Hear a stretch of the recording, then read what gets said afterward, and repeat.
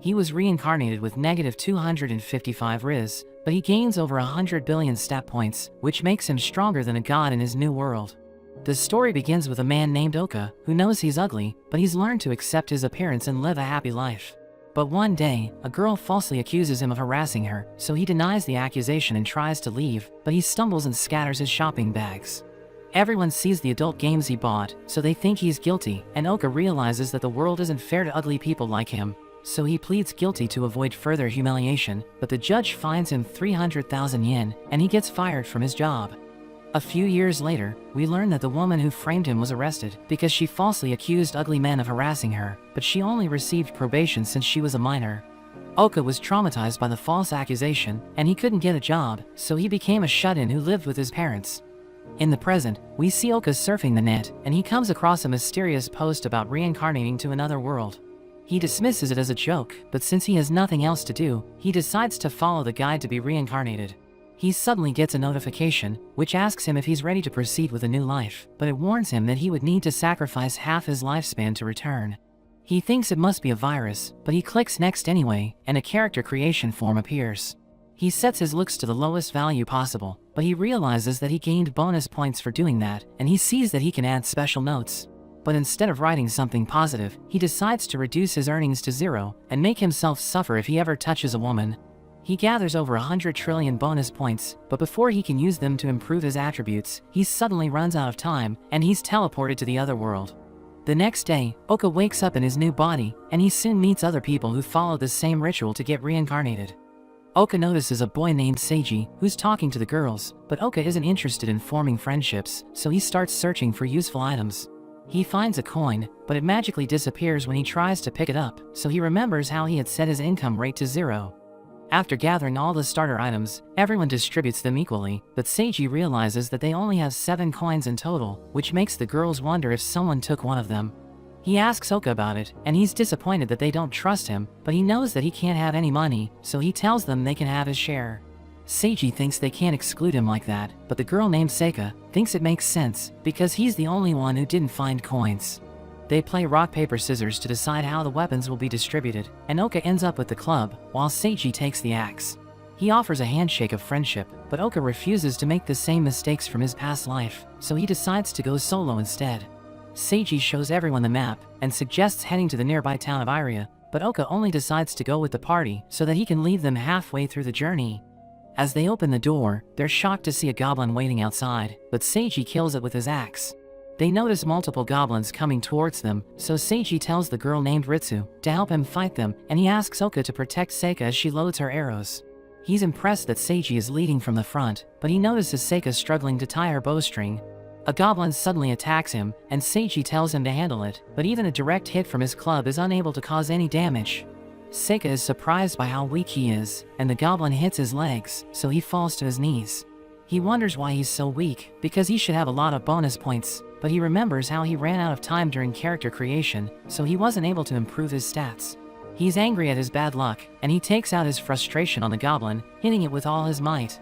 He manages to defeat it, and he gets a notification that he has leveled up, but he's surprised that he's already at level 31. So he checks his attributes, and he notices that he has an experience multiplier of 10,000, which explains why he leveled up so fast. Seiji and Ritsu also level up, and they decide to upgrade their stamina and strength, while Oka adds 1,000,000,000 points to each of his stats. He suddenly starts glowing with divine energy as the system declares him an absolute god, and he realizes that another goblin is hitting him, but because of his new powers, he can't even feel it. He decides to test his new strength and gently flicks its head, but it sends the goblin flying, so he realizes he's become OP. He notices that Seika still can't string her bow, so he decides to help her, and she's impressed as he quickly ties it using his maxed up dexterity skill, so she tells him to take the first shot, and he activates his skill called the Ultimate Destruction Shot. His arrow flies up into the sky, so he wonders if he missed, but a magic circle suddenly appears, and a dragon comes out of it, eliminating the goblins in its path. Everyone's amazed by his power, and Seika wonders how he did that, so Oka makes an excuse that he was in the archery club. She offers to handle the rest of the goblins, so he returns her bow, and as more goblins arrive, she starts shooting at them, but all her shots miss, and she's disappointed as she runs out of arrows. So Oka creates new arrows using his craftsmanship skill, and tells her that she dropped them. She quickly picks them up and starts shooting again. Seiji and Ritsu eliminate all the remaining goblins, but Oka worries about Seika, so he decides to stick with them until they reach their destination. They soon make it to Iria, and they notice a hamburger restaurant, which makes them happy. But as everyone goes in, Oka decides to leave because he thinks he needs to maintain his isolated lifestyle. He sits near a fountain, but he suddenly feels hungry because he doesn't have money to buy food. He's surprised as Seika arrives, and he falls into the water, so she asks him if he's okay. But she gives him a burger, telling him it's a token of appreciation for stringing her bow earlier, and he's surprised by how kind she is. He goes to grab the burger, but his fingers accidentally touch her, and he feels an electric shock as he loses HP, while the burger smashes against the wall. He receives 50 trillion damage from the brief contact, and he's still processing his loss, but he notices Seika crying because she thinks he rejected her gift. He uses his corporate communication skills and tells her she's so beautiful that his hands were trembling, but he would still happily eat that burger. Seika gives him her other burger, as she apologizes for making him nervous. Oka happily eats the burger and thinks he owes her, so he decides to stick with the group until he can pay her back and puts his plan to go solo on hold. Seika and Oka visit the weapons store, and Seika tries to buy multiple bundles of arrows, but the shopkeeper tells her they only have a limited stock. Oka notices that her bag is already full of arrows, and even though he could easily create more for her, he can't give them to her without causing suspicion. Seiji and Ritsu soon arrive, and they mention that they found a new inn, but Oka decides to just sleep in the park. Seika thinks he's doing it since he's poor, so she offers to pay his bill, but he doesn't want to be a burden to her. She becomes emotional, thinking he must hate her, but he tells her that isn't the case, so she grabs his arm and leads him to the inn. He notices that he isn't getting any damage because she's touching him through his clothes instead of his skin. He thinks that she's always taking him with her, but he can't leave her alone because she's so innocent that people might hurt her. At the inn, Seiji plans their finances, while Oka worries that he can't keep owing favors to Seika. He realizes that he must find a way to earn money, despite his curse of zero income, or else he would be forced to return to the world they left behind. The next morning, Oka brings breakfast for everyone, which surprises them, so he lies that a kind person gave it to him. Seika notes that begging isn't good, and he should ask her if he ever needs money, so he appreciates the kind offer. We learn that he actually bought the breakfast by crafting arrows and taking them to the weapons store, but since he can't earn money, he traded them for food. He knows that he sold them at a loss, but he's still glad that he could repay Seika's kindness. After breakfast, Seiji tells them that they should prepare for their next adventure, and Seika thinks they should explore the city first. But he mentions that they need to find a good source of income, and notes that there's a cave near the city that they should explore, which excites Seika, but Ritsu wonders if it's safe. A man named Shiro suddenly interrupts them and asks them if they're heading to the Arga cave, because they'll need an expert navigator to explore it. He reveals that he's also a reincarnated adventurer, which alarms Oka, but Shiro is surprised by how ugly he is. He shows them an item, which can help them get a discount at the inn, and he mentions that they should have found it in the first log house, but he decides to share it since they don't have it. Seiji wonders who he is, so he introduces himself as a guide for beginner adventurers, but Oka finds him suspicious because he only works with new adventurers. But Oka is confident that he can keep everyone safe if Shiro tries to harm them, and Seiji notes that they're short on money, but he believes hiring Shiro will be a good investment. They strike a deal and head towards the cave, but on their way, they encounter a group of goblins. Seika shoots arrows at them, and she misses all of them, so Shiro advises her to conserve arrows, but she assures him that she has plenty. He thinks she should be more careful, and tells her to think that each of her arrows costs 100 million yen. So she aims carefully, and she manages to hit a goblin, which impresses everyone. They continue their journey, and Shiro trains Ritsu and Seiji, while Seika practices shooting arrows at the tree, but she misses all of her shots. Shiro notices that Oka isn't training, so he makes an excuse that he doesn't possess any skill worthy of being trained. But Shiro mentions that clubs have an overpowered ultimate move, and Oka knows that he's telling the truth. We learn that when he went outside the town to craft arrows, he ran into a giant orc, so he tried to test his strongest club skill.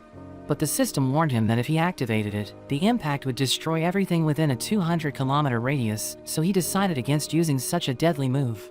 Shiro tells him to be more active in battle, or he'll also retire early like him, revealing that he was part of a mercenary group. But he left the group halfway, because he noticed the power difference between him and the captain, who joined at around the same time as him.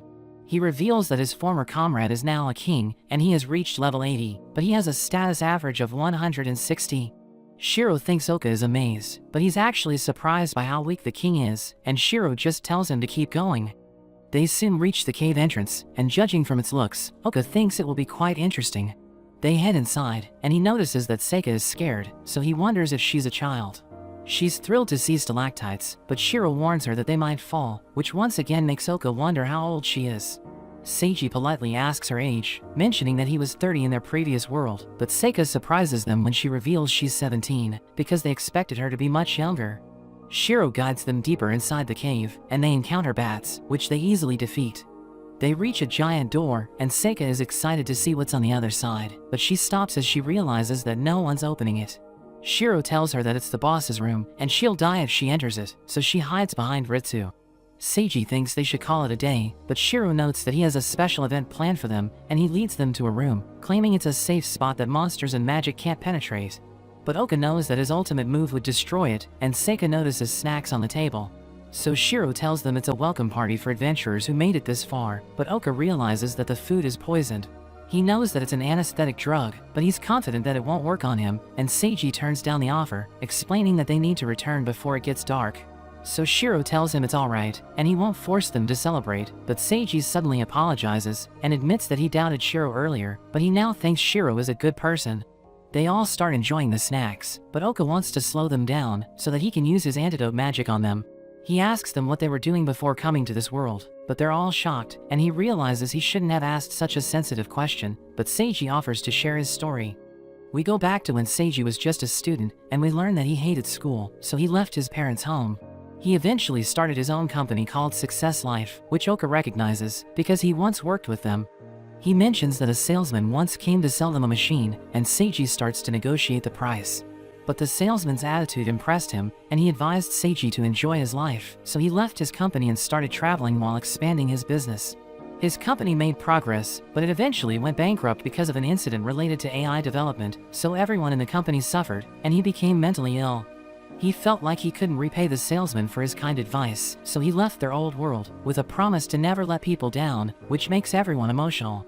Seiji reveals that the salesman's name was Mr. Shigeru, and he asks Oka for his last name. But he knows that he's the salesman in the story, so he lies that it's Sasaki, and everyone suddenly collapses as Shiro and his men arrive. He's happy that their job was easy, because their targets were gullible, but we see that Oka is still awake.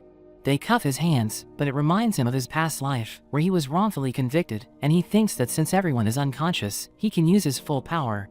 But Seiji suddenly gets up despite being under the drug's influence, and he tells them not to touch his friends, so they grab him, and Oka is worried that attacking them might hurt him as well. But he fights back, so they throw him away, and Oka sees an opening. Shiro orders his men not to hurt the prisoners, because it will reduce their value, so Seiji realizes that they've been kidnapping reincarnated adventurers. He thinks they're the worst, because they hurt people who are desperately looking for another chance, and he notes that he won't spare them if they try to touch his friends. Shiro laughs at him, and orders his men to tie them up, but Oka jumps on them, and uses his weight to knock them down. Seiji tells him to escape, and claims that he can take down their enemies with a single blow, which surprises Oka. But Shiro orders his men to attack them, so Oka once again uses his weight to fight them, but they outnumber him and start fighting dirty. So Seiji is angry, and decides to show them his ultimate move, which he got after converting all of his bonus points into a promise to never betray his friends. He reveals that his ultimate skill is triggered by anger, and he tells them to surrender, but they aren't afraid of him, and Shiro attacks him. But Oka blocks the sword with his handcuff, and Seiji asks him to step away, but Oka tells him that he wants nice people to be able to redeem themselves, so he'll protect him while he prepares his ultimate attack. Seiji transforms and he grows wings, which shocks everyone, and he reveals that his name is Aldine. He charges at the kidnappers, but instead of hitting them with his ultimate move, he stops just before he makes contact. He notes that he could easily deliver judgment upon them, but he doesn't want to rob them of the opportunity to redeem themselves. He tells them to repent through the judgment of law, so their hearts can be reborn, which confuses Shiro, while Oka thinks Seiji is just too kind. Shiro surrenders and lays down his weapon, so Seiji walks away, telling them he won't show mercy if they choose the evil path again, but Oka thinks he shouldn't turn his back on them. Shiro tries to attack him from behind, but Oka causes him to trip, and the kidnappers start kicking him, so he pretends that Seiji's friends have shown up. While they're distracted, he removes dirt from his nose, and instantly destroys the wall with it. He tells them it was Seiji's attack, but he has no idea what's happening, so Oka mentions that he saw a white-winged falcon responding to the hero's anger. They kneel and ask for forgiveness, while Shiro promises to change his ways, and even though Oka doesn't believe them, he tells them to form a line. He tells Seiji to hit them so that they can feel the pain of others, thinking Seiji's power will hurt them if they still have bad intentions. But he suddenly returns to normal because he's no longer angry, and he also thinks that the whip of love shouldn't be used with anger, or else it would only be satisfying to him. He orders them to stand straight and starts slapping their faces while they thank him for educating them. After that, Seiji moves the girls to their beds, and even though Oka wants to help, he knows that he can't touch them. Seiji suddenly collapses, and Shiro realizes that the drugs are finally working, so they ask Oka to join them, promising to give him women and money. But he breaks the handcuffs, so they freak out, and they realize that even though he looks ugly, he has a heart of justice. He tells Seiji he did a great job, and they make fun of his ugly face, but he completely ignores them. They return to the inn, where we see that they've already handed over the kidnappers to the authorities, and they received a bounty of 10 million yen, because the kidnappers were wanted men. Seiji wants to share it with everyone, but Seika notes that all they did was sleep, so they don't deserve a portion of the reward. Seiji thinks he put them in danger, and he shouldn't have trusted Shiro, but Seika reminds him that he defeated Shiro's group. She wonders if Oka was also awake, so Seiji tells them how he used his body as a shield, so she calls him the real MVP. Seiji asks him to take the money, but he knows that he can't have any because of his curse. So he uses his salesman tactics to lie, telling them he spends money foolishly, so he's bad at managing money. Seiji takes the money and distributes it equally, but when he tries to give Oka his share, he once again refuses, telling him he can't carry cash. Seika volunteers to take it instead, promising to give it to him whenever he needs it. After that, Seika takes Oka to the restaurant, and while she's buying lunch, he thinks that with 25,000 rya, he can repay her and survive on his own, so he doesn't need to stick with them anymore. He thinks it will be their last meal together, but Seika suddenly returns and gives him the big burger.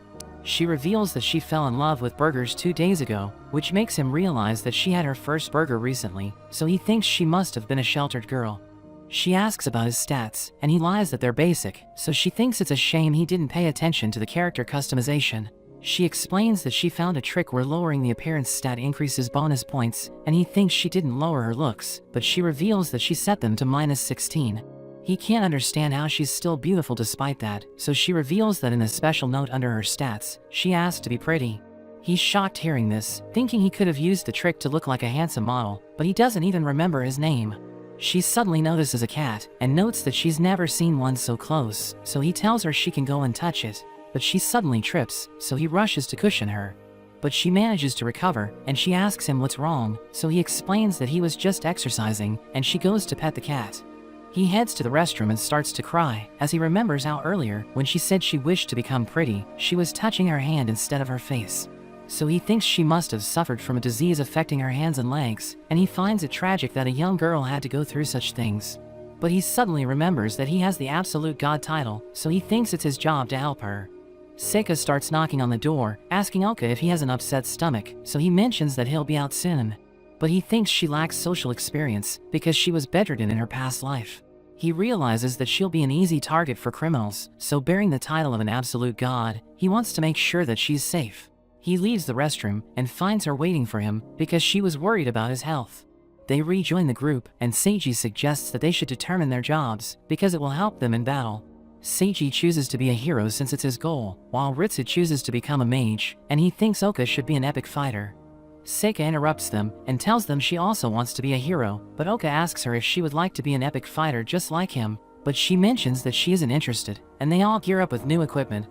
After they complete their class change, Seika approaches Oka and proudly tells him that with her new outfit, she's transformed into a great mage. He tells her she looks great, and he's glad she ended up deciding against being a hero.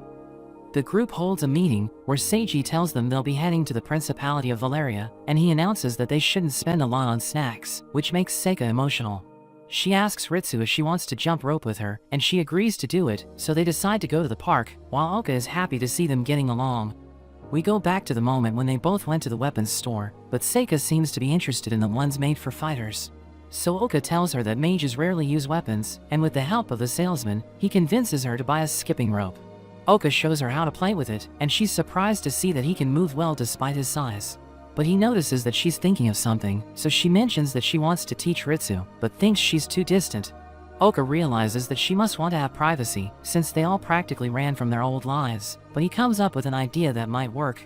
We return to the present, as Oka observes the two girls playing as he hides behind a bush, and Ritsu easily masters the skill. But when Seika asks her to introduce herself, she suddenly falls silent, so Seika decides to call her leads because it resembles a breeze. Ritsu continues jumping rope, but she jumps to the sky, and everyone's impressed with her acrobatics. As she lands, everyone circles her and starts praising her, asking her to join their group, but Seika suddenly starts crying, so Oka comes out of hiding. They think he's so ugly that he should be arrested, but Ritsu tells them he's her party member, which they find hard to believe. He tells her she should be more considerate and at least answer Seika, because it's insensitive to ignore someone, but Ritsu apologizes and runs away. After that, Seika finds a message from Ritsu, who apologizes for her behavior, and she thanks Seika for the beautiful nickname she gave her. She wants to be friends with Seika, which makes her happy, and she goes looking for Ritsu, while Oka realizes that she's hiding, so he tells her to come out. She takes him to another room, where she performs a jumping kneel as she apologizes. He wonders why she's apologizing, so she reveals that she knows his last name isn't Sasaki, and notes that he's the salesman who met Seiji in their previous world. Oka wonders how she knows his real name, so she reveals that she has an ability from her special notes, which allows her to read other people's status windows. So he realizes that she must know everything about him, including his absolute god status and weakness around women. She asks him if he knows about Seika's past, revealing that she's the one who broke her, and she's there to redeem herself. She reveals that she was part of an AI program in the previous world, where she met Seika, and even though she wished for everyone's happiness, Seika got hurt in an accident. He wonders if it was the same AI program that destroyed Seiji's company, so she reveals that he's actually her brother. But since she looks completely different from the previous world, he couldn't recognize her, and Oka thinks it makes sense, because Seiji couldn't recognize him either. Ritsu mentions how she heard that he could make others smile, so she was looking for him, but he wonders if she's telling the truth. So she reveals that she can't lie, because it was the cost of her repentance in his special notes, and she asks for his help in making Seika and Seiji smile. He thinks they're both innocent, and they'll be easy targets for criminals, so he decides to work with her. She cuts her hair, explaining that she did it because she made a vow to herself, and Seika had also told her that short hair would suit her more. She thinks it will help her get along with Seika, and he notices that she has a strong resolve to help their friends, so he realizes that he can trust her. The next day, the group prepares to travel to the Principality of Valeria, and Seiji puts their luggage on a strange animal, which didn't exist in their old world. Ritsu joins them, and Seika likes her new haircut, so she starts talking to her, which makes Oka happy for them. On their way, they come across monsters, and Seika takes out a few of them with her magic, but an eagle rushes to attack her, so Seiji quickly steps in and kills it. A monster is about to attack them from behind, but Ritsu kills it with her arrows, and they realize that they've wiped out the monsters. Seika is confident because her magic talent is blooming, but Seiji realizes it's getting dark, so they need to set up camp. We learn that they had chosen a steeper route because of Seika's request, and they soon find a cave to stay the night.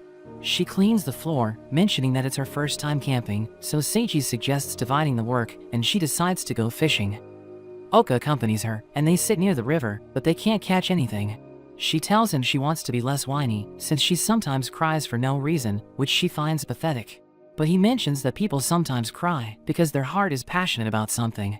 He thinks that if she can't understand the reason why she's crying, she should ask herself what moved her heart, so she starts crying again. They're interrupted by Ritsu, who mentions that the fire is ready, but Seika notes that they haven't had any luck. So Ritsu takes out her bow and shoots the fish in the water, allowing her to catch them. She gives them to Seika, who makes her way to the camp, while Ritsu notes that Seika is always happy in Oka's company. So she believes that her brother was right about him, because he can make other people smile. He notices smoke from their camp, so he thinks they should leave, but she asks him to keep her identity a secret for the time being, because it might break their group if the others find out. They soon reach the camp, where everyone enjoys their food, and Oka asks Seiji about the goal of their journey. So he realizes that they don't have proper goals, but notes that they'll figure out their next step when they reach Valeria. They suddenly hear footsteps, and they see an injured girl named Rhea, who collapses because of her injuries. We go back to when she was being pursued by two men, who wanted to punish her, but she hid behind a tree, since she was in no position to fight them. She remembers how it's all because she vowed to kill all pretty girls, since her boyfriend left her for them, and they never treated her with respect. We return to the present, as Rhea wakes up, and finds Seiji sitting next to her. He tells her that Seika used healing magic to help her recover, so she mentions that it's cool, but Seika tells her she should say thank you instead. She tells them to move her closer to the bonfire, and Oka notices how Seika is sad because of her rude response, but he thinks she should be more careful around strangers. We see that when Seiji asked Oka to bring water for Rhea, Ritsu told him about her special notes, that she promises to kill all the beautiful girls, so they fear that she might target Seika. In the present, Seiji offers Rhea food, but Seika holds her bowl and offers to cool it down, but it only enrages her. She tries to grab her weapon, but Ritsu has already disarmed her, and she's keeping an eye on them. Seiji wonders how she got her wounds, so she tells him that her party was attacked, and they had to split up after they ran for their lives. Seiji notes that he would protect her until they reached their destination, but she wonders if she can trust him, so Seika tells her he would never betray anyone. He asks Rhea if she feels better, so she lies that she has a bit of a fever, and wonders if Seika can take her to the river. Seiji offers to help, but she catches him off guard by calling him a pervert who wants to see her taking a bath. So he becomes nervous, but when Oka gets closer, she tells him to stay away, because she'll scream if he touches her. Seika wonders if he's also a pervert, and they both feel ashamed, so Ritsu offers to help her. But Rhea thinks she's scary, and Oka recalls that she can't lie because of her special notes, but he realizes that it also applies to her face, so she can't fake her expressions. Rhea asks Seika to accompany her to the river, and she agrees to do it, but she returns her weapon, telling her they might encounter monsters. Ritsu follows them, and Oka thinks he should also go, but Seiji stops him, so he explains that Rhea is dangerous. Seiji agrees that they'll get burned if they touch her carelessly, and he thinks Seika will take care of herself, so they should continue eating while they wait. But Oka realizes that Seiji doesn't know about Rhea's special notes, so he must do something on his own. He uses his super speed to travel back and forth between the river and the camp, so Seiji thinks he's glitching. But he tricks Seiji into thinking he's tired, and uses his sleep spell to make him fall asleep. Rhea drinks the fresh water, which makes her feel better, and she mentions that Seiji is cool, but he's still inexperienced. She wishes that she could join their group, which makes Seika excited, because she wants her to be in their party. But Rhea mentions that it can't happen, since she wrote that she'll kill pretty girls in her special notes. Seika thinks she isn't pretty, and wonders if she did anything bad to her, so Rhea explains that she didn't, but she can't go against what she wrote for herself. She reveals that seeing pretty girls stirs up an uncontrolled urge in her head, and she's done terrible things that can't be undone, so Seika starts crying, asking her why she wrote such a terrible thing. So Rhea tells her that the pretty girls in their old world stole her man, and made her a laughingstock. She reveals that ever since she arrived in this world, she's been changing parties and taking out pretty girls, but she thinks it will all end tonight, because she'll join their group after she kills Seika. She prepares to finish her off, but Ritsu shoots her sword out of her hand, so she tries to grab it again, but Oka stops her, telling her she's reached a dead end. But Seika suddenly starts glowing, so they wonder what's happening, and they watch her as she transforms into an angel. She approaches Rhea, who threatens to kill her if she gets closer, but she knows that Rhea doesn't want to do that, and she admits that her special notes are forcing her to kill pretty girls. Oka feels sorry for her, because he knows that they can't change the special notes, and Seika offers to help her solve her problem. Rhea tells her to stay back, but she uses her healing spell to regrow Rhea's lost arm, and Oka thinks it's a miracle, because he can't regenerate lost limbs despite being an absolute god. She reveals that she wrote a wish in her special notes, so she can turn into an angel to heal her friends, and help them get back what they lost. She notes that in the previous world, she had a huge wound on her face, and she lost one of her eyes, so she knows what it's like to lose something she should have. She tells Rhea she can't heal the wound inside her, but Rhea shouts at her to stop acting like they're friends, and mentions that she can't kill her since she's ugly. Rhea runs off, so Ritsu starts following her, and Seika collapses as she returns to normal. So Oka catches her, thinking she must have been scared, and he tells her she did a great job. We see Rhea riding on a tree, and she prepares to gouge her eyes out, but Oka suddenly stops her, revealing that he was able to find her thanks to Ritsu. She thinks it's the only way to stop herself from killing pretty girls, but Oka doesn't want her to hurt herself, and offers to make a deal with her. He reveals that he can remove her sight without hurting her, but she doesn't believe him, so he shows her his high-level dark magic, explaining that it can seal one of the 5 senses. So he can use it to blind her, and he reveals that light magic can remove it, but he tells her she needs to live stronger in exchange. She asks him why he's going so far just to protect Seika, so he reveals that he also messed up his special notes, and he wanted to leave the party at first, because he doesn't trust people. But she touched him with her kindness, and he wanted to repay her, so he decided to stay in the party to protect her. Rhea reveals that she's jealous of her, because she has a party filled with great people, so he asks Rhea if she wants to join them. But she explains that she can't do that, because she has already caused damage, so she thinks she needs to be alone, telling him to use his magic to blind her. After that, Seika wakes up, and Oka tells her everything that happened, but she can't believe she has a special power. She wants to use it to help people, but he advises her to keep it a secret because criminals may try to steal it from her. He explains that he's giving her advice because she's only 17, and adds that she's also beautiful, so she's a target for criminals. She wonders what he wants her to do, so he explains that he isn't telling her to doubt everything, but to get to know the people she's dealing with so that she can tell if they're up to no good. She promises to be more careful, and he tells her to call him if she's in trouble so that he can rush to her side. She thanks him for looking after her and offers him a handshake, but he knows that he'll take damage if he touches her.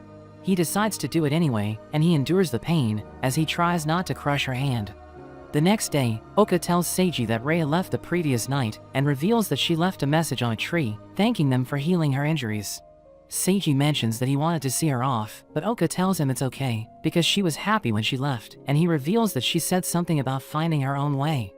After that, they make their way to Valeria, and Seika is excited to see what it's like, but Oka recalls the conversation he had with Ritsu. He tells her about what happened to Rhea, and she can't believe that Seika can turn into an angel, but he wonders why she didn't know about it, because she can read everyone's special notes. So she explains that Seika's notes didn't mention anything about her transformation, and reveals that Seiji's case is different, because he wrote down a detailed transformation process. Oka wants to know what's written in his special notes, telling her he wants to know his weakness, so she agrees to write everything on a piece of paper, but he wonders why she's acting strange. He tells her she can do it after Seiji sets his goal for the journey, revealing that he wants to gather info in the city so that he can find out what they need to do.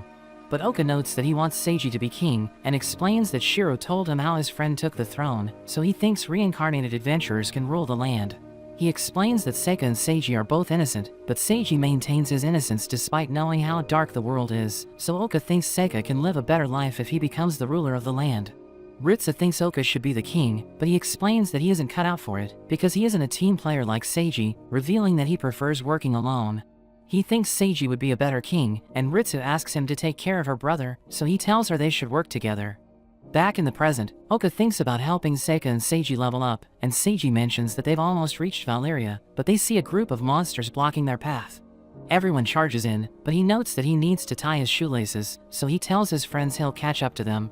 Oka realizes he's lying, because he doesn't have shoelaces, but Seika believes him and rushes ahead. The monsters prepare to fight her, but Oka protects her with his wind wall, and tells her not to run off. He sees that Seiji is trying to transform, but he suddenly realizes that his clothes will be ruined if he turns into Aldine, so he takes them off and folds them before trying again. Oka realizes that it will take time for him to transform, so he leads the others to a tower, where he buffs them with his blessings, allowing them to defeat the approaching goblins. He sees monsters climbing the stairs, and he doesn't want to wipe them out, because he wants his friends to level up, so he summons his mud golems to fight them. Seiji finally manages to transform, and he rushes to his friends, asking them if they're okay. Seika asks him who he is, so he reveals that he's a wandering hero named Aldine, and tells her to leave everything to him. He sends the monsters flying, and everyone's impressed by his powers, but a giant golem suddenly appears. He tries to cut it with his hand, but it doesn't work, and he accuses the golem of sealing his hand. But he mentions that he won't give up, because he has sworn to never betray his friends, and he eliminates the monsters with his sword. After that, Seika tells Seiji about Aldine, and she thinks he's amazing, saying she wants to thank him for saving them. Seiji plays dumb, but notes that her feelings will surely reach Aldine, and he screams Aldine's name, calling him a hero. So Oka realizes that he's childish, so he wonders if he should really help him become king. They arrive in the city of Valeria, and Oka notes that it's like a province, but he's surprised to see a castle with a job center next to it. They give their pack animal to a man, who tells Seiji to fill out a form, but he thinks Oka is also an animal, so he notes that he can't keep him there. Seiji explains that he's a party member, and the man is surprised hearing this, but Seika mentions that one of the animals looks like him. He sees that it's also ugly, but she thinks it's cute, and she plays with the animals, as he realizes that she finds everything attractive. They look around the city, and Oka notes that the world looks amazing, but it's actually a difficult place to live in, because the monsters don't drop money, and everyone needs to buy food to survive. So he realizes that his party needs to find a source of income, and thinks he must help Seiji and Seika earn money without revealing his powers. That evening, Seiji reveals that he asked around the city, and he realized that they must find a job to make money. Seiji notes that they need to earn at least 200,000 yen per month, and Oka can't believe they have to go job hunting, telling Seiji there are still high-paying jobs available. Oka reveals that he went to the job center and saw positions that pay millions of yen per month, but he thinks they look suspicious because they seem too good to be true. Seiji notes that sketchy jobs require no experience for enormous pay, and he asks Oka if he wants to go to the casino, so he wonders if Seiji wants to gamble. But he explains that he just plans to gather info because he asked around the city, so he knows that people don't make a lot of money from ordinary jobs. But he thinks he can find rich people in the casino, and he wants to know how they make money, telling Oka he plans to find the best path for their party. They decide to go to the casino, where Seika plays roulette, but she mentions that she's getting dizzy. A girl asks Oka if he wants a drink, but she's disgusted by his appearance, and she immediately walks away, so he realizes that it will be hard for him to gather info. He sees that Seiji has started asking around, while Ritsu uses her skill to read other people's windows, and she sees something that catches her attention. Seika wins the game, and Oka tells her he's happy for her, but she goes all in, and ends up losing everything.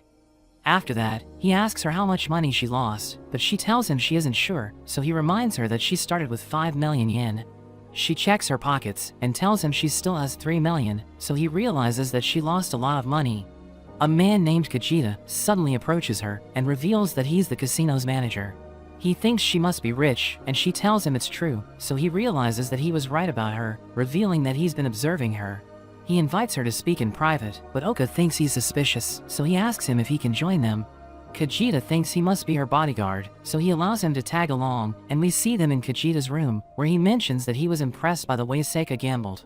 He notes that she must be rich since she went all in without hesitation, and she's flattered hearing this, but Oka thinks it isn't a compliment. Kajita tells her he has something special for her, and he shows her an extra stage pass, telling her she can use it to access games that their other customers can't play. He mentions that people usually pay 2 million yen for it, but he tells her she can have it for free if she accepts it, and she wonders why she's been chosen. So he explains that it's because he can feel her passion for gambling, but Oka knows that she's being played, and he tells her to discuss everything with Seiji before accepting the card. She decides to go with his advice, and Kajita tells her to introduce her friends to him, thinking they must also be rich, but she mentions that she's richer than they are. He tells her not to tell the other customers about his offer, and notes that he's looking forward to hearing from her, so she thinks he's a nice person. Seika leaves to find Seiji, while Oka asks Ritsu about Kajita, so she reveals that he's bad news, because she read his special notes, and it mentions that he wants to take everything from people that are rich. That evening, Seiji tells Seika that he finds Kajita suspicious, and Oka mentions that he's a smooth talker, who's skilled at making people think they're special. He thinks Kajita is dangerous, and Seika wonders how he knows that, but he doesn't want to tell her about Ritsu's skill, so he just jokes about being a detective. Seiji shows them the suspicious job postings, and notes that they're all connected to the casino, revealing that he interviewed the people who applied for the jobs. He mentions that the contact person was different for each posting, but all job assignments were at the casino, and he reveals that the people he interviewed didn't pass, saying he couldn't find anyone who was hired. But he notes that he found a man named Kai, who revealed that his friend was hired in the casino, and his task was to find gamblers. But Seiji reveals that the man is now missing, and Kai tried to look for him, but he realized that his friend's house was an empty lot, and everyone was acting like he never existed. Oka thinks the people who worked for the casino were erased, and Ritsu reveals that she found something at the casino's entrance, but everyone realizes it's a human finger. She reveals that it was dropped by a man who was carrying a bag, and Seiji realizes that the casino is doing something questionable, so he thinks they should investigate it. Seika volunteers to go undercover, telling everyone the manager has recruited her, and she notes that she's the richest person in the party. Her friends tell her it's dangerous, but she mentions that she's angry because Kajita tricked and hurt people. Oka hopes Seiji will stop her, but he supports her decision because he thinks they're the only ones who can solve the case. After that, Oka asks Ritsu about Kajita's skills, so she reveals that she doesn't know, but he seems to have the ability to see through lies. She reveals that his window was deformed, and notes that she hasn't seen anything like it, telling Oka to be careful of lies, so he decides to avoid bluffing when he's with Kajita. He thanks her for the info, and he recalls how Rhea was controlled by her special notes, but he thinks Kajita is nothing like her. Ritsu mentions that they need to make him pay, since he's using the casino to destroy rich people, and Oka decides to work with her, because he knows that Kajita is evil. She reveals that she prayed for their party, because she wants them to keep working together, and she notes that if true evil appears before her, she'll use her powers to send them to hell. They decide to infiltrate the casino, and Seika disguises herself as a celebrity, as she recalls how Oka told her to avoid lying, because Kajita might turn the tables on her. He also taught her how to talk to bad guys, so that she won't share personal information, and he thinks they've made enough preparations for their meeting with Kajita. He suddenly greets her, and tells her she looks amazing, asking her if she has decided to accept his offer. So she mentions that she'll become a member if he can give her a game worthy of her, and he's happy hearing this, telling her to follow him into the casino. She seems to be nervous, but Oka tells her everything will be okay, because he'll stay by her side. Kajita leads them through a corridor, and tells Seika to show her card at the entrance so that she can enter the extra stage. Oka knows that Kajita's skill activates when someone lies to him, so he thinks they need to give him as little information as possible. He tells her to enjoy the extra stage, as he shows her a beautiful room, and Oka realizes that there are more staff than customers. Kajita introduces her to a man named Kato, who will show her around the place, but he messes up his introduction because he's extremely nervous, so Oka thinks he must be new. Kajita suddenly starts talking to him and asks him if he also wants to play, but he thinks Kajita just wants to gather info from him, so he mentions that he has no money. He uses his ultra vision to look around and sees Kajita's assistant taking down notes about Seika, so he realizes that Kajita wants to learn more about her. He asks Oka if he's over level 70, and he knows that he can't lie, so he answers the question vaguely, but Kajita wonders if his attributes are high. So he mentions that he spent his points without thinking about it and left a lot of zeros, which is actually the truth, because there's a lot of zeros on his status window. Kajita's assistant writes down everything he said, but Oka realizes that they're planning to use magic to crush him, so he realizes that they want to take him down. Kajita's assistant tells him he's needed elsewhere, so he tells Seika to have fun, promising to show her the monster battle when he returns. Kato mentions that he'll serve as her escort, and he tells her about the games they have in the stage, but Oka notices another man, who reminds him of his boss when he was a corporate slave. He notices Kajita carrying a piece of paper, which mentions that he has a liberation plan, and Oka wonders what it's all about. Kato struggles to answer Seika's questions, and he's under a lot of pressure, so Oka realizes that everything's going well, because their goal is to stay there without overspending. He pretends to have a stomachache, and mentions that he needs to use the restroom, so Kato prepares to show him the way, but Seika tells him to stay and answer her questions. Oka leaves to investigate Kajita, and he puts a guard to sleep, before using his transformation skill to turn into a bat. He sees Kajita entering a room, so he starts following him, as he uses his dimension magic to watch Seika, revealing that he can use it to reach her in case something happens. Kajita starts talking to his parents, and we learn that they struggled financially, but they taught him to live a happy and honest life. He always looked up to them, but one day, they resisted the request for eviction, so the real estate and developer decided to take them out. It was then that he started to hate rich people, and after several years, he was able to get revenge, but he thought about ending his life since he had accomplished his goal. He suddenly received the invitation to start a new life, and he decided to go for it, but he realized that the world still isn't fair, because the rich are making the poor suffer. He thinks money corrupted the souls of the rich, so they need to be purified with his liberation plan, which will punish them for their sins, and Oka realizes that he has dedicated his life to getting revenge. Kato suddenly appears, and he mentions that Seika wants to leave, because she thinks the place is boring. Kajita reminds him about their tactic, telling him they need to get her addicted to gambling, and he asks Kato's companion if he understands their plan, so he mentions that he does. But Kajita knows that he's lying, so he kills him with his magic, and orders a man to dispose of the body. He tells Kato not to lie to him, and asks him if he understands the plan, so he notes that they must let Seika win today, so that she'll be drawn into the games. Kajita is glad that he understands the plan, and tells him to keep up the good work, but Oka realizes that Kato is a corporate slave. Oka returns to Seika, who reveals that she just won 6 games in a row, so she now has 200 million yen. Kato tells her she doesn't always need to go all in, but she notes that it's her policy, and Oka knows that she could lose all of her money in an instant, but the plan is to let her win. So he tells her to keep going, but Kato suddenly walks away, and Oka knows that he'll report to Kajita. He touches a chip, and realizes that his zero earnings don't work on it, thinking it must be because it isn't money. But Kajita suddenly arrives, and he thinks he was right about Seika, because she appears to be an excellent player. He invites her to play a game that suits her better, telling her the rate will be higher, and it will be played at the Coliseum.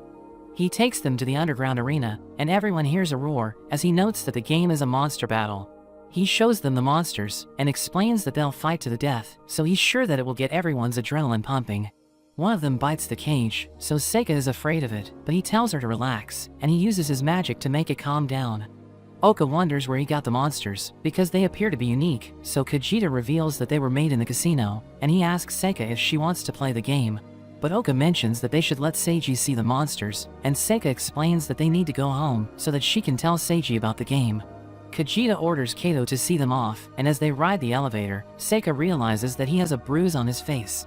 He explains that he got it when he made a blunder, and tells her he's okay, but Oka knows that Kajita hit him. She uses her magic to heal him, but he wonders why she just did that, so she tells him it's because she's a great mage. He's touched by her actions, so he tells her to run and never return to the casino, as he explains the situation to her. She realizes that Kajita is after her, and Kato reveals that he hates his job, but he's afraid that he might get killed, so he still follows Kajita's orders. Oka tells him to run, because his life is in danger now that he has spilled the beans, but he explains that he can't, since Kajita already knows everything about him. He hopes that a hero will come to save them, and Seiji suddenly appears as Aldine, but Seika wonders why Ritsu is with him. So she explains that she infiltrated the casino alone, but he suddenly showed up, and he mentions that he'll take down the casino's manager. They hear the guards approaching, so Seiji tells the girls to escape through the stairs, and he removes his wings as he enters the elevator with Oka and Kato. Kato tells Seiji about Kajita's power, revealing that he punishes liars by draining their life force, and he knows if a person is lying, because his target will glow red in his eyes. The guards see them as they leave the elevator, and they ask Kato what's happening, but he tells everyone to evacuate, because the underground monsters are about to go out of control. So the people leave the casino, while Kato guides Seiji and Oka to the underground arena, where Kajita is carrying out his liberation plan. But a man suddenly uses the elevator, and Kato notes that it's the only way to reach the arena, so they need to wait for it to return. Seika suddenly appears in her angel form, and Seiji doesn't recognize her, so she introduces herself as the Maiden of the Sun Corona. She explains that she's there to help, because a girl asked her to save her friends, and she reveals that she has the power of healing. Seiji welcomes her to the group, and Oka realizes that they're both weirdos, but a demon also appears, so Seiji asks her who she is. Seika notes that she met her earlier, and Oka realizes it's Ritsu, but she stops him from revealing her identity, because she doesn't want the others to find out. She reveals that she used her skill to make her weapon, which Seiji and Seika find cool, so she uses her power to create weapons for them. Seiji asks for her name, but she mentions that she doesn't have one, so he decides to call her the Demon Girl. The elevator returns, so he tells Kato to evacuate while they take care of everything, but he doesn't want to leave. Oka explains that they need him to act as witness, because there are government officials involved in the case, so Kato must gather evidence about them. He tells the others to be careful as they ride the elevator, and Oka activates his buffs, as he tells his friends that he'll deal with Kajita, because he wants to punish him for his actions. We see the man who took the elevator reporting to Kajita, but he isn't happy with what's happening, so he uses his powers to kill the man, and prepares to deal with Oka and the others. Oka can't believe that Kajita killed his own man, and he notes that weapons aren't allowed in the casino, asking them if they want to fight his monsters. He reveals that the man he killed has the power of healing, and we see that he can now use it, so Ritsu realizes that he can steal the powers of the people that he kills. Seiji and the girls prepare to take him on, but Kajita suddenly turns the lights off, so they wonder what's happening. A voice welcomes them to the arena, while Oka realizes that Kajita has disappeared, so he starts looking for him as he saves a customer. A chimera comes out of its cage, and it breathes fire at them, but Ritsu extinguishes the flame, and everyone's impressed by her skills. It takes to the sky, and she checks its stats, revealing that it's a level 80 monster with dark attributes, so she suggests attacking it with the light element. Seiji dodges the chimera's flames, and he manages to deflect a fireball, but he realizes that it hit the spot where Seika is standing, so he becomes worried. But he realizes that Ritsu was able to save her, and she tells him to keep moving so that the chimera can't hit him. He continues to dodge its attacks, and it tries to crush him, but he destroys it with a pillar of light, and Oka is impressed that he was able to win despite the level difference. But it crashes into him before it disappears, so Seika heals him, and Oka realizes that his moment has been ruined. Ritsu knows that Seiji has leveled up, and she tells him to raise his defense, so he realizes that she can see his stats. The announcer praises him for defeating the chimera, but notes that there are other monsters in the arena, and 2 other chimeras come out of their cages, while Ritsu reveals that they're both level 200. Seiji orders Oka to go after Kajita, but he uses his debuff spell to slow down the monsters before he leaves, so that his friends will be able to defeat them. We see Kajita laughing as he watches the fight, and he mentions that he wants to liberate Seiji and his friends, but Oka suddenly appears behind him. So he tries to take him out, but Oka easily blocks his attacks, and Kajita asks him what he's doing backstage. He explains that he just wants to talk to him, but he sees that there are eggs everywhere, so he realizes that it's where Kajita breeds his monsters. He tries to stab Oka from behind, but he easily blocks the attacks, and tells Kajita he knows what's been happening in the casino, asking him if he hates the rich. So he explains that he doesn't like them, since they always make the poor suffer, thinking they're evil because money has corrupted them. He notes that his soul is pure since he has experienced poverty, and he thinks he must purify the rich, because they have fallen into depravity. Oka tells him to surrender, but he thinks Oka doesn't stand a chance against him since he's already at level 521. He thinks he's so OP that even an army can't defeat him, but Oka tells him he's just like the rich people he hates because he makes innocent people suffer. He's angry hearing this, as he recalls how rich people killed his parents, but Oka suddenly punches him away and tells him he's an epic fighter. We return to Seiji and his friends, and we see that they're about to fight the last monster, but Ritsu notes that its stats are insane. Seika heals Seiji, who's determined to do whatever it takes to defeat the monster, so that they can meet up with Oka. Oka tells Kajita to surrender once again, but he refuses to give up, and summons his strongest monster, revealing that its level and stats are at 9,999, so he thinks its power is equal to a god. He notes that he doesn't know how Oka spent his points, but thinks he wasted all of them on his combat skills, so his magic must be 0. Kajita mentions that his monster can use the strongest spell in the world, and it casts the Thunder of Gods, which covers Oka with lightning, so Kajita thinks he's done for. But he suddenly uses a spell called Northern Cross Blizzard, which freezes the room and impales the monster with ice. He lunges forward and slices it in half, and Kajita wonders what just happened, so Oka explains that the Thunder of Gods is only the second strongest spell, and the Blizzard spell he used is the most powerful in the world. Kajita wonders how he can use magic, because he's supposed to be an epic fighter, so he explains that it's just a title given to him by Seiji, revealing that he's actually the Almighty God. Kajita knows that he isn't lying, but refuses to believe what he's saying, so he rushes at him, but he suddenly gets stabbed from behind, and he recognizes the weapon as the Ordnance Spear. A girl named Karina suddenly comes out of a portal and tells him he shouldn't have stolen and killed one of their staff, who had the power to synthesize magic beasts. He notes that he did everything for her, because she told him she wanted to see another god, but she has no idea what he's saying. So he wonders if she's lying to him, calling her the Almighty God, and Oka is surprised hearing this, realizing she's just like him. She thinks Kajita is already dead, but she doesn't care, and she asks Oka if he wants to talk, because she knows that he's also an Almighty God. He tells her to stay away, so she asks him if he's shy, but we learn that he's being careful, because he could die if she touches him. He asks her why she killed Kajita, because they're supposed to be on the same side, and she explains that they both belong to the group called the Ordnance Spear, but she notes that he's just another guy who worshipped her. She reveals that the weapon she used to kill him is just a symbol, and notes that their group is an alliance of reincarnated people who can't live as ordinary citizens. She mentions that most of their members are criminals and misfits who could cause chaos if they did whatever they wanted, so they decided to create a group to maintain order in the world. Oka asks her if she was the one who made the group, but she tells him she's just working with them to get rid of troublesome members like Kajita. She invites Oka to join them because she thinks his appearance also makes him a misfit, telling him he must have set his looks to the lowest possible value to max out his stats. So he realizes that she knows how attributes work, and she wonders what else he's sacrificed to become the Almighty God, thinking it must be his desire to be with women. She notes that he's just like a samurai who's ready to take his own life, and she tells him she's lonely because everyone is no match for her. But she thinks he's the only exception because he also made sacrifices to become the Almighty God, and she wants him to be her friend, since he might be the only one who can understand her. He tells her they can be friends, but notes that he won't join the Ordnance Spear because his goal is to guide his friends in this world, and he invites her to join him. But she realizes that they won't get along, and she tells him she'll become an obstacle for him, so he wonders what he did to make her upset. Kajita suddenly gets back up, and he knows that she lied to him because she once told him she wanted to meet a god.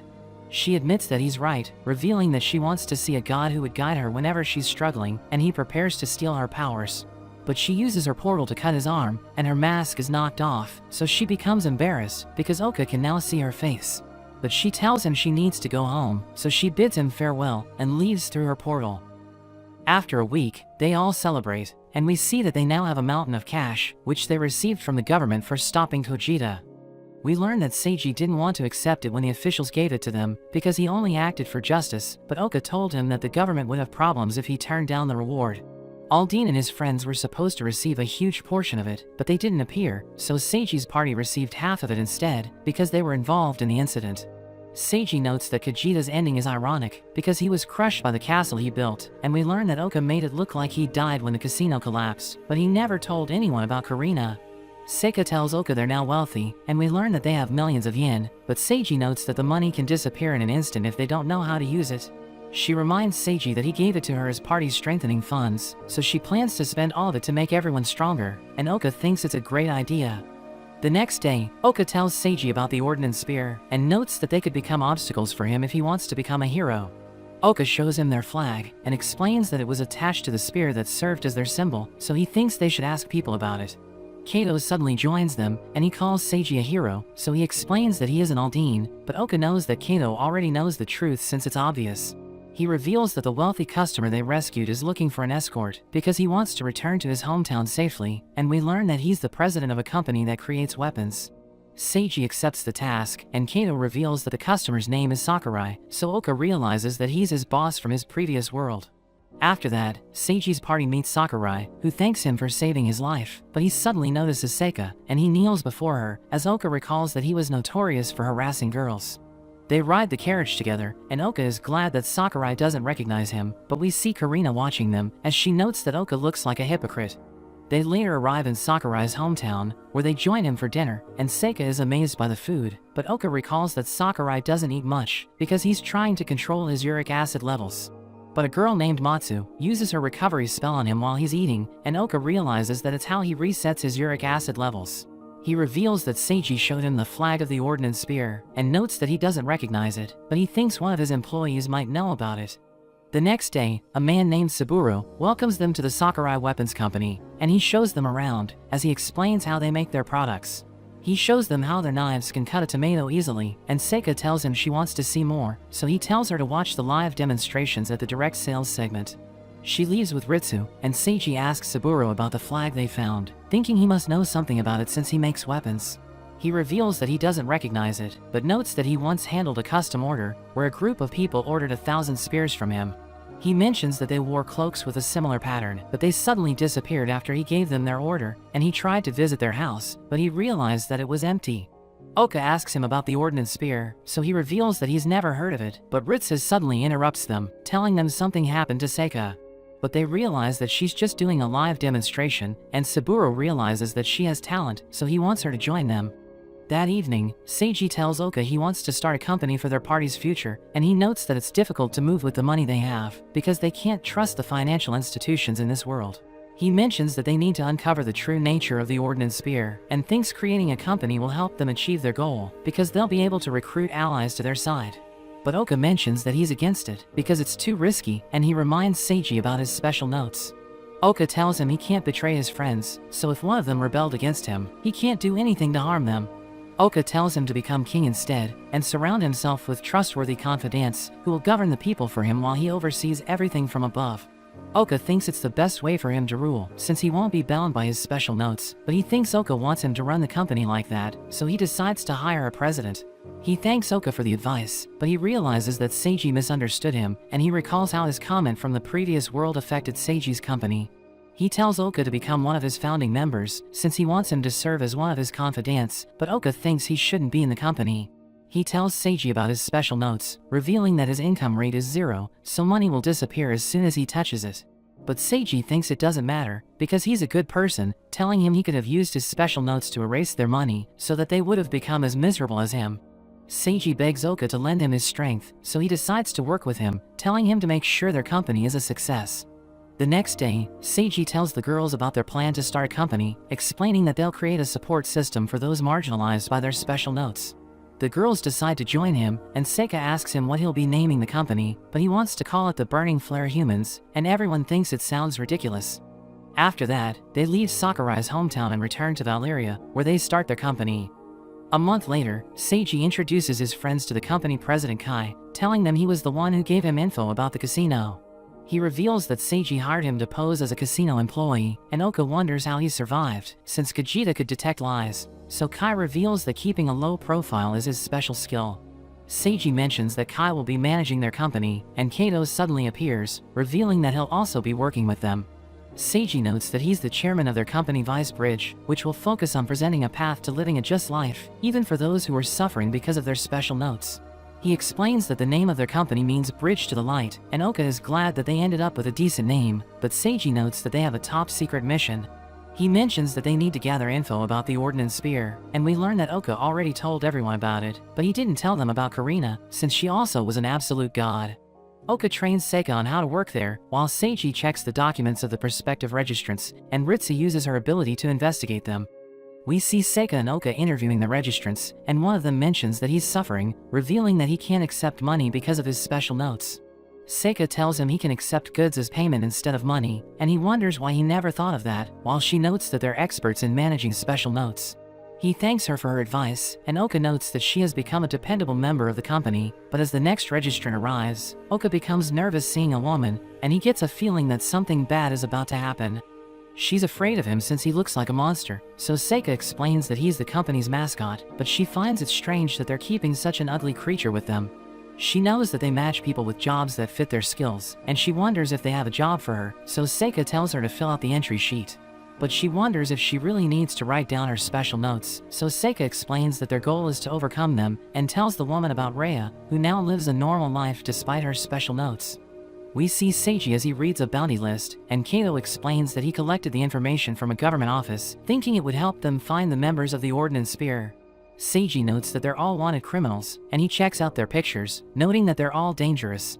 We return to the woman as she writes down her special notes and gives the entry sheet to Seika, who realizes that her name is Leah. She asks Seika if she can look at her hand, so she opens it for Leah, who asks her if she has a secret.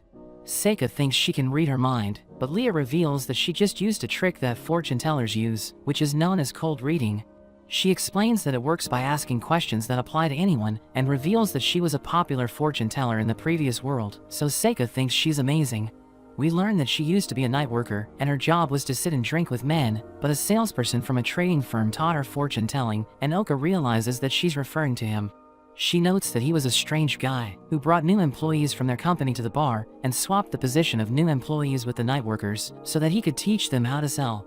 He also taught them tricks to connect with people, which included fortune telling, and he gave her a book about the subject, so she became interested in it. She read the book until the end, and saw a note on the last page, which mentions that he'll never let her down. She continued to learn about the subject, and became known as the goddess of fortune telling, but she mentions that it's all thanks to her teacher. That evening, Oka talks to Ritsu, who tells him that the background check of the applicants is almost over. But he notes that he never expected to be a company employee again, and he asks her if she knows what happened to him in the previous world. She knows that he was falsely accused, revealing that she looked into his case, so she knows that the girl who framed him had a history of lying about it. She tells him she believes in him, and he's glad that she knows the truth, but she mentions that they need to continue with the background check. He notes that the next applicant is Leah, and he uses his search skill to look for her, but he wonders what she's doing in such a strange place. She approaches a girl and asks her if she owes the man who lives there, so she reveals that her brother was sick and she had to borrow 10,000 yen to pay for his medicine. But her debt has reached 1 million yen, and she cries since she doesn't know what to do, while Leah mentions that the loan shark will sell her if she can't pay the amount she owes him. The loan shark named Kaido appears, and he recognizes Leah, asking her if she's messing with his customer again. Oka recalls that he was on the wanted list, and he sees the flag of the Ordnance Spear, so he realizes that Kaido belongs to the group. He tells the girl that today is her deadline, but she begs him to waive the interest, since she can only pay him 10,000 yen. But he tells her not to underestimate him, and Ritsu reads his window, revealing that he values money more than lives, and he doesn't believe in gods. He starts threatening the girl, but Leah offers to buy her, and he wonders why she keeps buying his customers. But she reminds him that he's a wanted man, so he needs to hide from the authorities, and she mentions that it's safer for him to sell the girl now, so that he can get rid of her. So he agrees to sell her to Leah, who uses her suppressed skill on the girl, explaining that it will stop her from taking her own life, and she tells the girl that she now belongs to her. But she orders her to return home, and Oka tells Ritsu to follow her, while Leah asks Kaido about the other kid who will pay him today. So he explains that the boy is already dead, since he took on a dangerous quest to receive a huge reward, but he never made it back. Kaido invites her to join the Ordnance Spear, but she explains that she isn't interested, and tells him she needs to leave since the night wind is bad for her skin. After Leah returns home, she starts crying since she couldn't save the boy, and Oka watches her from a distance, while Ritsu tells him that the company is taking care of the girl and her little brother. He realizes that Leah isn't evil, but we see Karina in the city, and she seems to recognize Leah.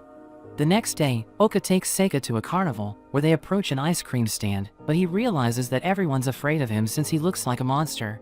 She mentions that she wants to win a doll in a darts game, so she decides to give it a try, but she completely misses the target.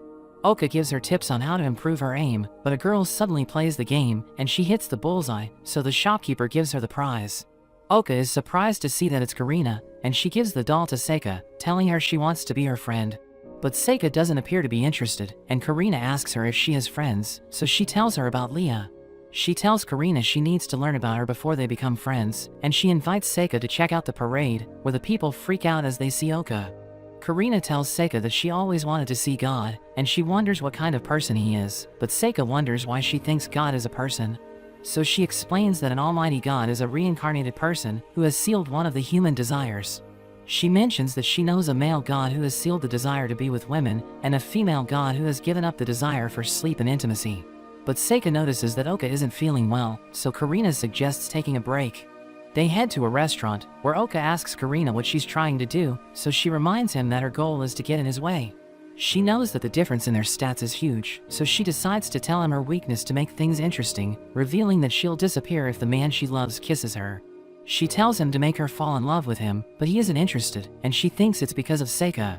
Karina notes that she's so pure and innocent, but she wonders what will happen if Seika loses someone close to her, so she decides to make Leah her next target. He's ready to defend his friends if she tries to harm them, but Seika suddenly calls him, and they realize that Karina has disappeared. After that, Leah returns to Vice Bridge, where she mentions that she wants to withdraw her application, since she thinks she isn't worthy to be in the company. She reveals that her teacher was falsely accused of a crime, so she looked for the girl who ruined his life, but she realized that the girl received probation since she was a minor. So she decided to take matters into her own hands, and attack the girl with her knife, but she wanted to end her life after the incident. So she put her last words in her special notes, where she wrote that she's a terrible person, and she wants to meet a god who will help her while disguised as a prince. She mentions that she wants to atone for her sins, but she realized that she can't save everyone, so she thinks she doesn't deserve to be in the company. She starts to leave, but Seika stops her, and tells her it's hard to tell right from wrong, but she believes that Leah is a brave person, since she stood up for someone. Seiji talks to the others about Leah, so Ritsu tells them about how she rescued slaves from the Ordnance Spear, and she even cried when she failed to save a boy. So Seiji realizes that she's a selfless person, and he decides to welcome her to the company, but the girl's brother suddenly appears, and tells everyone that his sister is in trouble. He reveals that Kaido took her away, and Leah thinks about stopping him, so Oka tells her not to be reckless, and notes that he'll assemble people at the company. But she mentions that she has a score to settle with Kaido, and she suddenly disappears, as Oka wonders if she used her special note skill. Seiji and Ritsu wonder what happened, so Oka reveals that Leah left to save the girl, and he leaves with Ritsu to go after them. But they fall into Karina's portal, and she mentions that she'll take Leah away, revealing that she has a history with her. She teleports them outside the castle, and Ritsu asks Oka about her, so he reveals that she's an almighty god named Karina. But Ritsu tells him her real name is Reiko, and she's the sister of the girl who framed him. Seiji checks Kaido's wanted poster, and notes that he's a member of the Ordnance Spear, but Seika mentions that she'll help Leah since she's her friend. Seiji decides to join her, since Leah is a member of their company, and he tells Kaido and Kai to look after the boy while they're away. We see Leah as she heads to Kaido's hideout, and she asks him why he broke his promise to her, so he reveals that he got a better offer. Karina comes out of her portal, telling him he did a good job, and she gives him his payment, but he mentions that it isn't enough. She tells him to get lost, and notes that it's more than he deserves, so he walks away with his men, while she tells Leah it's her lucky day, since she's about to kill her. Leah doesn't recognize her, and she tells the girl to run to the company, since her brother is waiting for her there. But Karina mentions that she knows who Leah is, and notes that she wants to ruin Seika's innocence, so that she'll stop believing in God. Meanwhile, Kaido and his men discuss what happened at the casino, and he mentions that Karina is the only one who could have killed Kajita. He's afraid that they could end up like him, but he notes that she didn't pay them in full, so he thinks they should teach her a lesson.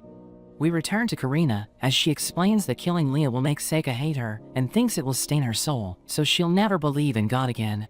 But Karina reveals that there's another reason why Leah is her target, and she reminds Leah about the girl she attacked, so she wonders if that's who she is. She tells her she isn't the girl, so Leah wonders who she is, but she doesn't answer her question and prepares to kill her. But Kaido suddenly declares that he doesn't believe in God, and she falls to the ground, wondering why her powers are working. He notes that she betrayed their organization since she killed Kajita in the casino, and he tells her he doesn't believe in the power of God, since money is all he believes in. But Leah uses the chance to get away, and Kaido is worried that she might call for reinforcements, so he orders his men to look for her. He tells Karina she can't move since her powers are disabled, and promises to kill her after he's done with Leah, thinking he can make money by killing a god. We see Leah hiding behind a pillar, when Seiji appears as Aldine, and she doesn't recognize him, so he reveals that he's a wandering hero who fights evil. Seika tells her to trust him, but Leah explains that he's no match for Karina since she's an almighty god. She tells Seika to escape, but she mentions that she wants to help her since they're friends, and Oka thinks it's time to make his entrance. So he calls out to Aldine, but he suddenly turns into a prince, so Seiji doesn't recognize him, and Ritsu arrives with a mirror, so he realizes he looks different. Leah thinks he's the prince from her special notes, and she tells him she's happy to see him, but Seiji wonders who he is. He doesn't want them to know his real identity, so he introduces himself as Schneider, and Leah passes out because she can't handle his aura. Kaido's men recognize Seiji and his friends, since they were the ones who crashed the casino, and Kaido orders his men to attack. Oka mentions that the Ordnance Spear is also his enemy, so Seiji decides to work with him, and he sends the enemies flying with his Whirlwind Slash. Oka uses his Wind Kick, but an enemy mage blocks it, and he realizes that he has gotten weaker since his looks improved. Kaido tells his men about their battle plan, but a bird suddenly approaches him, and Karina uses her magic to disable his senses. She reveals that she was able to overcome his special notes by making it impossible for him to recognize her as a god, and his men beg for their lives, since they know that they're no match for her. But she blasts all of them with her lightning spell, and Leah wonders how she got there, since Kaido disabled her godly powers. Ritsu thinks she removed her title of god by using her transformation magic to change her form and attributes, but Seika can't believe that she's a god. Oka protects his friends with his barrier, but Karina uses her thunder elemental spell, which destroys everything in the area. We see Oka trapped under rubble, and he notes that he can't lift it since his looks made him weaker, but Karina approaches him, wondering why he looks so handsome. He mentions that he knows who she is, and he wonders if she's trying to get revenge on Leah, since she killed her sister Kyoko. Karina explains that she's actually grateful to Leah, but notes that Kyoko is still alive, since Leah couldn't bring herself to kill her. Karina notes that she hates Kyoko, since she ruins people's lives, and we learn that she has always been a monster, so nobody liked her. But people took it out on Karina since she looked like her sister, and she notes that she felt better after she met her god, but Kyoko took him away from her. So she was left with her only friend, which was a doll named Karina, and she was happy when Kyoko was attacked, since she thought her suffering was about to end. But Kyoko was able to survive, and she thought about removing her life support, but she couldn't bring herself to do it. She received the notification on her phone, so she decided to start a new life, and she sealed her desire to be with men and her need for sleep, so that she could become an almighty god. She mentions that she was happy when she met Oka, since he's also a god, but she's disappointed that he chose to guide Seika instead of her. Seika heals Leah's injuries, but Karina suddenly approaches them, telling Seika to step aside and watch Leah die. She refuses to leave her behind, since she wants to protect her friends, but Karina mentions that she wants to destroy their bond, and she prepares to attack them. Seika transforms into her angel form, and tells Leah not to tell anyone about it, revealing that she used the power of her special notes. Karina summons her lightning, but Seika protects Leah with her barrier, and Karina realizes that her magic defense is impressive, so she prepares to use physical attacks against her. Seika tells her she wants to talk to her so that they can become friends, but Karina notes that a god can't be friends with humans, and she charges at Seika. She kicks Seika while she's down, telling her she hates her for being kind, and Leah tries to stop her, but Karina knocks her down and prepares to kill her. Seiji suddenly punches her away, and Ritsu attacks her from behind, so she crashes to the ground.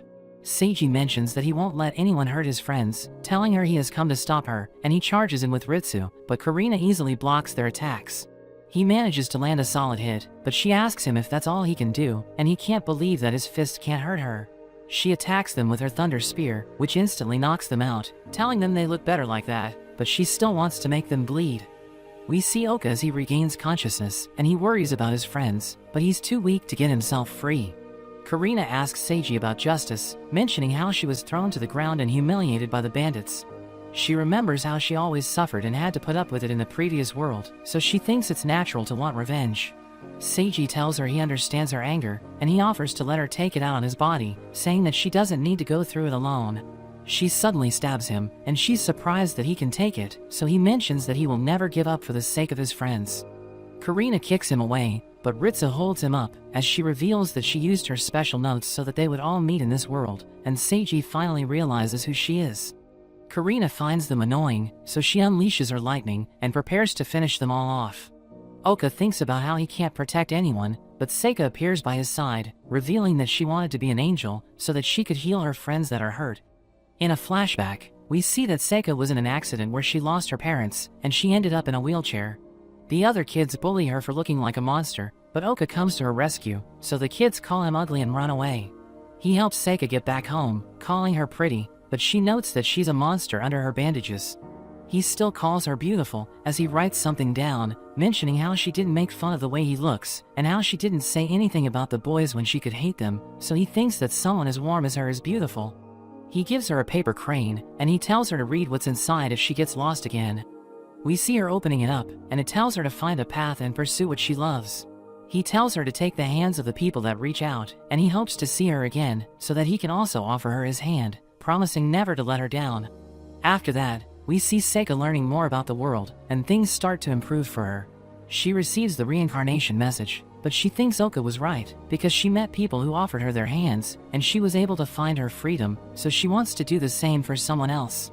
Oka realizes who she is, but Karina throws a huge lightning ball at them. Seika uses all her power and manages to stop it, but she ends up passing out. Oka remembers how even though he was ugly, he was able to be proud of himself, and he suddenly breaks free as he returns to his original form. Seika wonders if he's the man from her past, but he tells her to let him handle the rest. Karina prepares another attack, but he sends her through a portal and he follows after her. As they fight in the other dimension, they seem to be evenly matched. Oka notes that they aren't worthy to be gods, and he thinks they should reconsider how they spend their second chance at life. He calls her Reiko, but she hates her old name, and she blasts him with her lightning. He tries to counter it with his own attack, but he ends up being overpowered. He thinks she's too strong, but he sees her begging for God to kill her sister. Oka notes that Kyoko also destroyed his life, but he was able to become a different person after reincarnating.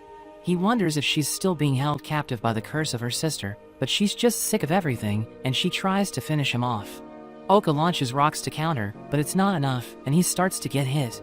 She tells him there's no point in resisting, since she's better than him in every skill, but he notes that he was just testing to see if he could summon things within the space. He uses his meteor strike skill, summoning a massive meteorite, but Karina notes that the ultimate skill of the staff is able to erase anything. She prepares to destroy it, but Oka notes that this was his plan, as he recalls that activating the ultimate staff skill has a lag. He puts 100 quadrillion of his spare points into agility, as he plans to hit her during the lag. He gets above the meteor, and he suddenly shatters it, as he flies at Karina with everything he has, causing a huge explosion. We see Oka making it out of the space, and the others come rushing over, glad that he's okay. Seiji notes that Karina seems to be gone, but Oka suggests that it was Schneider who dealt with her, and Seiji thinks he needs to get stronger since he was useless in the battle. After that, the bandits are handed over to the authorities, and the company starts to take off. We see Oka having hamburgers with Seika, and he notes that she's still as clumsy as ever. He thinks about how it was because of their prayers and wishes that they all ended up together, but Ritsu and Seiji suddenly appear, mentioning that they received information about the Ordnance Spear. So they need to have an emergency meeting, but as Seika grabs his hand, he gets shocked and takes massive damage. He tells her he's fine and runs after the others, but he swears to make her happy, and promises never to let her down. But that's where this video ends. Remember to like and subscribe to the channel. Thanks for watching, and I'll see you next time.